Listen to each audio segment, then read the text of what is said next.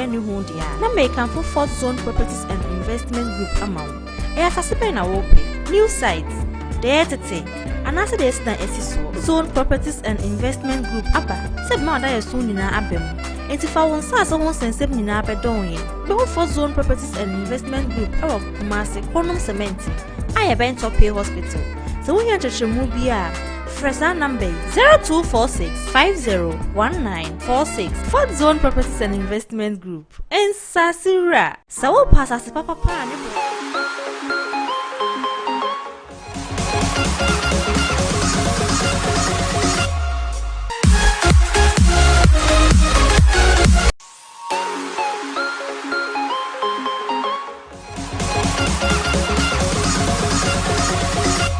Are you in need of media service such as live streaming, photography, video production, graphic design works like logos, flyers, brochures? My name is Williams, the founder and the CEO of New Orleans Music and Talent School.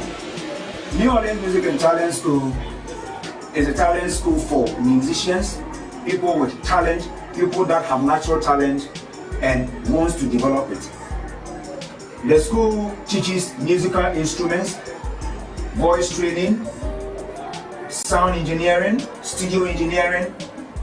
songwriting, and anything that pertains to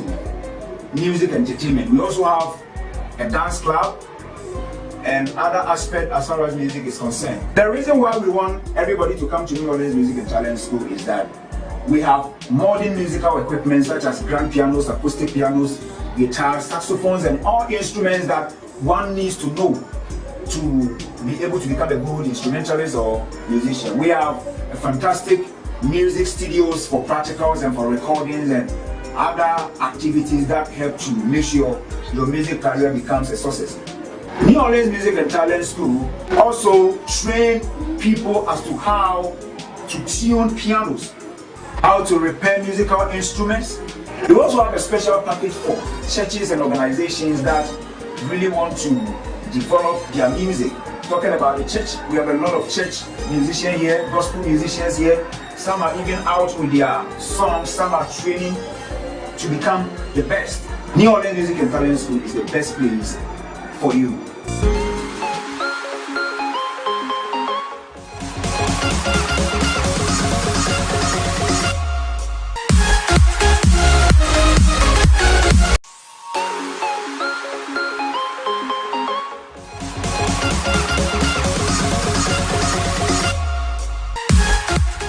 Alright, ABC for me mama kwa ba eba Gogi TV Africa, the page you made the bremu and there we na more we need to over the weekends games all be brave and rounds so games so Europa League, Conference League, EPL ni na ya the bremu the page you made so some no doors but me sending a fata ni the bremu me a me di agudi echa me di coach Adams aka Team Tactical yen shase Enra match a course EPL one game was standing game back and also the Abraham the page made and as a Gogi TV Africa is Arsenal Etons are free Wolves and also no game in the region Arsenal show 2-1 and also the Abraham Gogi TV Africa. Now massa game no last minute na Lacazette or also no or the miracles by the genial at the every Arsenal for now almost no different 1 point on the Manchester United at that top 4 race in so yes over the weekend see and also at the Bremo after you room far and caught Europa League and also Ecoy and also a Dynamo Zagreb and also Dynamo Zagreb boy and on Zagreb furniture or Lusu 1-0. I feel so no rest of died and I'll be lesbian so no rest of the diet and if you might lesbian for no ever share Macami and South also intimate. Last you and FC Porto Ebo 2-2 and also no that they Ebramo Napoli match I say share come once no on Barcelona or Tenerife Barcelona be share the count 9 and more team back up and also the Ebramo and also any Fedia grow. I feel so no Rebetis and Zenit centimeters will be a team and sharing uncle and drag game out to say Rebetis for a qualifier and also the Rangers and the Dortmund should be about 2-2. Hey, Dortmund a film. Rangers also a qualifier face. Dortmund fans and no supporters in na airport Mabaswa and also the Abraham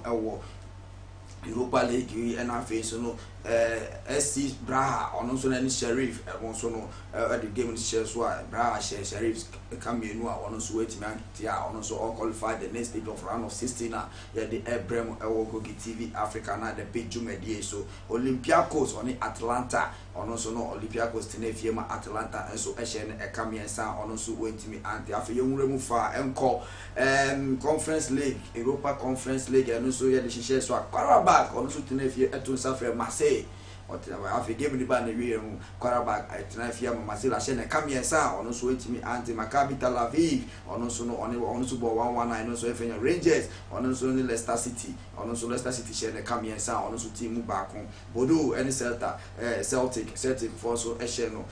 Bodo Celtic 2-0 and also Yadi Bremo, Petisan Belgrade and also Tenafia Sparta Praha, Petisan for Sparta Praha for so Ekaba to come in on also Timo. Aquan so at the Abraham poke and Midland also at Tenefia poke channel a cameo on also Timu Baba Quafi Vitesse Ahe on also at Neponi Rafi Vien or Sherapi Vien a cameo and also yet the Abraham drag gamer and also yet the Shafi young Kofa over the weekends and games are airbar. Yes, starting EPL. EPL so Sarante Beton Safre Norwich City early kick-off Afe Leeds United and Tottenham Hotspur SOS no because the list there for the past weeks ni now one big teams na na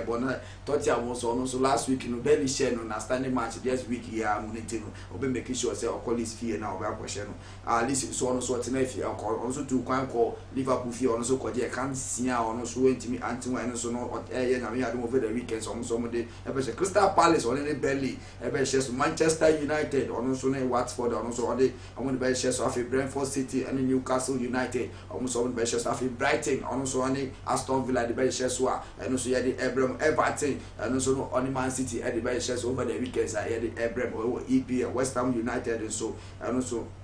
On the bench shares on after the big clash Sunday, EFL Cup, the bench shares so Chelsea versus Liverpool. Chelsea versus Liverpool, our Wembley Stadium, and also the Bremo, 4:30 p.m. and then also the game on Bremo, and also no any results beyond update via the Bremo, our Gogi TV, and I said the page media way. So after you call Spanish La Liga over the weekends, Levante, and then so 8 o'clock p.m. Also on the best of Eche, Ebesheso, Getafe, and also Alaves, and the best so Vallecano, and Real Madrid, and so many best so Villarreal, and only Espanyol, and also the best so was Spanish La Liga, Sevilla, and Betis, and so the best so Real Sociedad, and Osasuna, and so the best so Barcelona, Beto Safre, Atletico Bilbao, and also the Cadiz. Granada and Cadiz so at the best so and so sema ya the Abraham over the weekend say afi yanko Syria and also the break Caribbean yes and Fatan and then you break the same time now 8 p.m. almost AC Milan and Udinese at the Genoa and Inter Milan so the so afi so Spartanly any Bologna and so Eddie Beshasua and Sassuolo and Fiorentina, Torino name Cagliari and Special Verona, Hector Verona name Venezia and Special Spezia, any Roma Eddie Beshaso, Lazio and Napoli Eddie Beshaso and also amongst them after Atlanta, also on Sampdoria, also no Eddie Beshaso after Yonko Bundesliga over the weekends and games and also Eba and Sofia on Stuttgart Eddie Beshaso, Leverkusen versus Armenia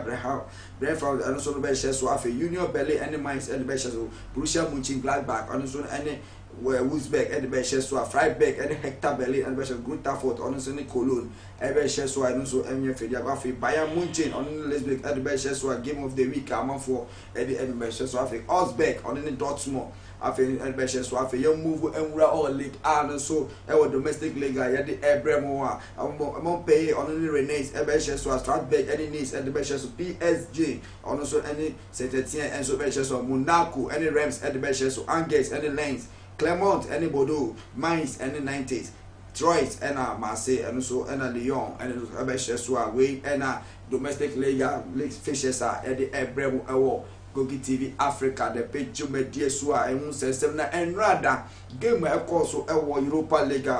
match. I did more accounting pa a year Barcelona and Napoli, a game in the band, you know, Dodi Alba and Aubameyang. ball of boy and then yago drop Javi afi or transform the players and also obia any idea just say no obia expect send Napoli etimi echo but about what echo ball 1-1 and I say via Campunu echo ball 1-1 na obia expect so omoko Italy Napoli for the show my no so nya fediagra almost omutina fia Barcelona echoma asham ekamiensa and I say enaya omantimi antia omutim ba kwa no so e de won sem ye de ebremo na Javi Hernandez de insam ye nunu sabi editu dwa o say obone place na ba so any game or boy this is the preparation on also all year for next season on also no signing in the BBR the young child players or BBR ba say game your ometimi eyi Napoli efima on also no enye fedia graphic or prepare for weekends game omo amba bebo on also e preparation na ebe education na fe yemwura for EPL last time game e by Thomas Partey enra pa ball pa ni metima ka say ball on onya man of the match and also no enye fedia gra ne start season na e wo ho no ma just a game pa Thomas Partey boy enye easy gra omo ni Wolves na ball move ball pani Arsenal e ball modern pa e she Wolves 2-1 and also last minute like I said ono so ni go o share no masa edije akese pa na edibre mike ateta ene ne nkrofo eno so ye de Ebrem we Gogi TV Africa eno sema ye de Ebrem afi ye nkofa na ye nko Manchester United ene na so ye no Manchester United eno so Rafranik ene ne nkrofo o se game o boy obia e focus EPL se see are the main competition na ono so nani na wo betima ye na adwen se obem force se obebo ade aye din pa Champions League on Atletico Madrid and one summer on also order to just send the boys and in the place in what the competition can see a partner Eddie Abel share the lines of Elanga no one Marcus Rashford ni JD Sancho Numa not just a competition na aya during the training ground no obia any agro bia person o maintaining the position on also asema order to ja or see any GA pana over the weekend see on Watford game on no bia just a Watford there smaller team na Watford last first round no almost show e kan na ya omo team mu mienu pa no so no Munsembaya afe so no amayo when I say this the back to like say be a fine rival and I say payback timer and also the Ebrem and also person Watford ni be afe no wetimi maintaining the new race you know oba league you know olusu you about draw back up and also Munsema Rafranet and also audit to dan David here the same you know me say be able to just say this is the timer afe so will keep more clean sheet. So the players need the defenders no mo back up pa na obi anji di say Rafranek ono the ball no ball attacking game and a high pressing na ono so you because a pressing and now almost so no or they to draw ono so up on the players no motivating the players na Harry Maguire so the same you know say as a captain ono so no or the same you know sabi e dey to draw or say obi organizing who you know you know agro for any one no and ono so no they were criticizing the humiliations be wa femu no among experience ono so no or na be say ball ne dey Tonight, abo yenwura mu fa e wo Chelsea aso eye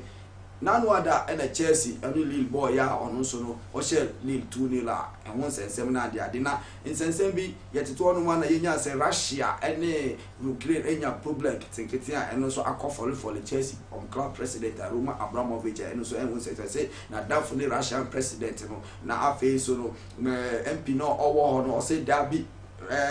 in some way cause we nyina we so hihye hu bi Roma Abramovich hihye hu bi a ebe ya English Premier League in penny for no omundi team ni enfi Roma Abramovich insase na be ya game no be ko yin na ye no wa bibire se sa papa we still ogusu manage Chelsea team a charge say ono oye hihye intokwa ni nyama bi a ekoso e wo EPL wa e won so ye de Ebrem e wo Gogi TV Africa one and also sema ye kan no enti ne no na afi bi mu so ka se eye boapayo na sansem we nyina omoka ni nyina efa Roma Abramovich no EPL for na omaye ihihia na papa yi ba EPL na ne juma obo na so any ba as a one person masa na the way na Chelsea every season by season one year bibi kro betima the trophy ba ku mienu afi so timi sa ne big players afi wasan create awareness afi stadium or landing stadium one kasaro also no wetimi ama team no chese akona ma omo so no modwen wa omo ntiasia na omo de insensem ehye na no adampu na omo stop on so omo mba England one man the passport kura na English passport the crown omo stop so omo fa na sia no sakan a ono so ultimately buy afi so buy yan so a nsem a omo so omo di buy na omo Roma Abramovich so no ye innocent e won sansem we omo se na damfo pa na ye Russian president ni the but ono de oye innocent na bi mu so ensan keka se so far no most of the most of the Chelsea Abramovich ka odi rewrem o Chelsea team no nyina no Russian president na down for the second won bi so I'm saying na kwenti no kwan bia so no e was a Chelsea for and I say bia EPF for no omutumi for so na omuje sa team no fi sa papa ne sem and Chelsea for anyway nimu ya omumpe openi a ono so always ka obetima amanage and obi ba beto sa team na e won sem na won so no omudi tudwa e wo England wono mu afi so no ye move fan Real Madrid. Carlos Ancelotti so ono so Carlos Ancelotti so ono so but next time on the same year me say edit to ja eno so enye fedi agora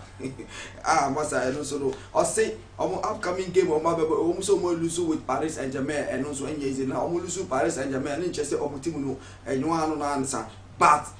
or just any move say or the baby in the match we know they are prepare next week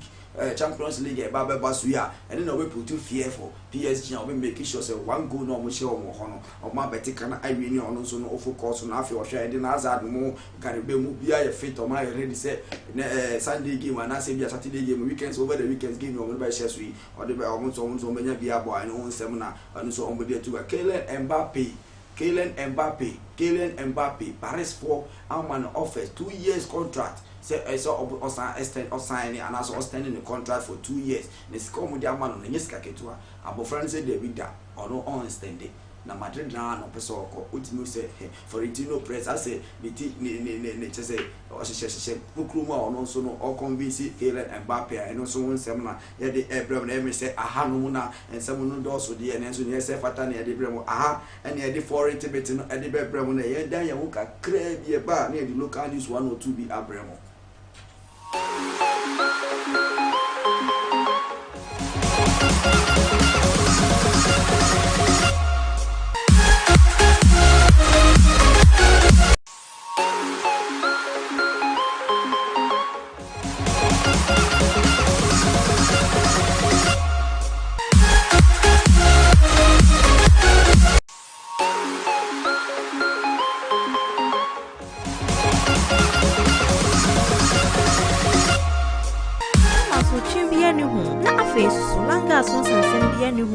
Na make for fourth zone properties and investment group amount. Fascipe na wope new sites, the entity, and after the SISO zone properties and investment group upper. Said ma da soon in abem. And if I want sas on sense in abedon, the fourth zone properties and investment group of Kumasi Kronum cement.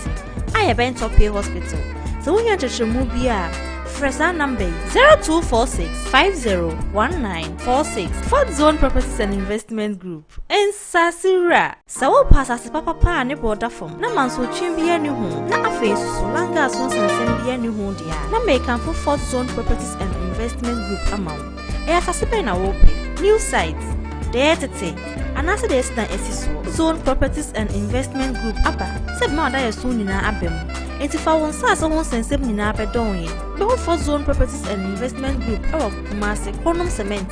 I have been top here hospital. So we have to move here. Fresa number 0246 501946 Fourth Zone Properties and Investment Group. And are you in need of media service such as live streaming, photography, video production, graphic design works like logos, flyers, brochures? Heritage Media got you covered. Contact us on 0246 501946 or 0207 013485. Heritage Media, the home of transformation. Are you in need?